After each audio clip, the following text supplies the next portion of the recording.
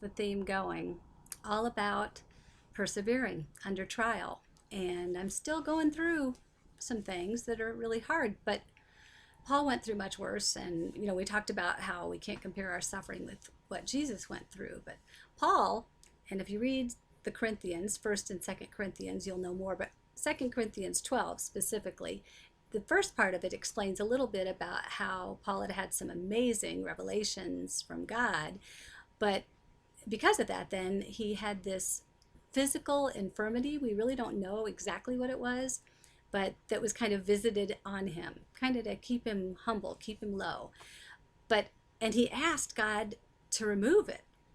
And I guess I'll read that part of the verse. So this is interesting. So something that was bad that Paul dealt with every day, and 2 Corinthians 12, 8 through 10. 3 times I begged the Lord to take it away. Each time he said, "My grace is all you need. My power works best in weakness." So now I am glad to boast about my weaknesses, so that the power of Christ can work through me. That's why I take pleasure in my weaknesses and in the insults, hardships, persecutions, and troubles that I suffer for Christ. For when I am weak, then I am strong. This is so counterintuitive. This is so counterculture. Our culture says, be strong, you could be anything you want to be, downplay your weaknesses, whatever. I'm weak. I've got some real problems. I struggle with anxiety. I mean, it's just part of what I've dealt with. And it's where I am really weak. And so I pray and I ask God, please just take it away. But it keeps me relying on Him. It makes me go to Him in prayer.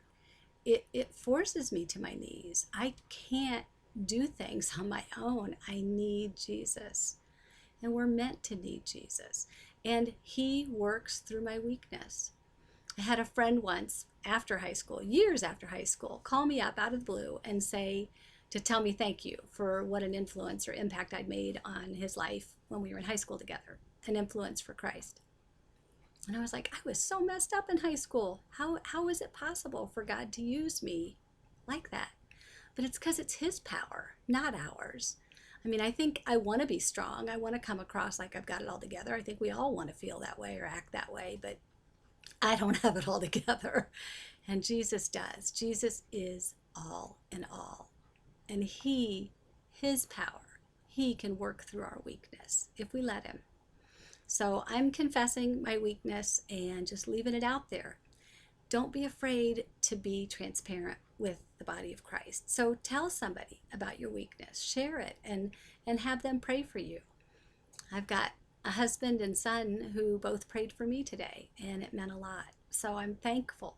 And I know this is Thanksgiving week, and you probably thought I'd have a whole week load of Thanksgiving verses. So we'll see about tomorrow if Thursday ends up being a Thanksgiving verse or if it ends up being another persevere through trial verse. We'll find out. But no matter what, we are to be thankful. And I am thankful even for my weaknesses.